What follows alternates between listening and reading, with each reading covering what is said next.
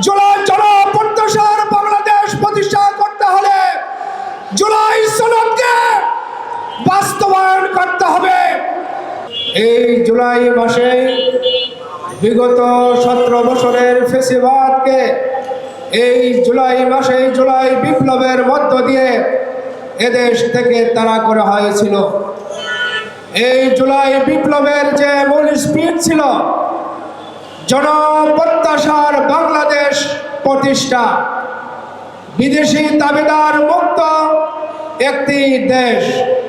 সংগ্রামী ভাইয়ের আমার, আজকে যেই প্রত্যাশা লালন করে জুলাই বিপ্লব সংগঠিত হয়েছিল, আমরা জনপ্রত্যাশার বাংলাদেশ এখনো দেখতে পাইনি এবং দেখছি আধিপত্যবাদী ভারতের আনাগোনা সর্বত্র শুরু হয়েছে। আমরা বলে দিতে চাই, স্বাধীন সার্বভৌম বাংলাদেশের স্বাধীনতা সার্বভৌমত্বকে নিয়ে যদি কেউ নতুন করে চক্রান্ত এবং ষড়যন্ত্র করে, তাহলে জুলাই বিপ্লবের চেতনায় পুনরায় আধিপত্যবাদী শক্তির বিরুদ্ধে পুনরায় বাংলাদেশের যুব সমাজ জেগে উঠবে।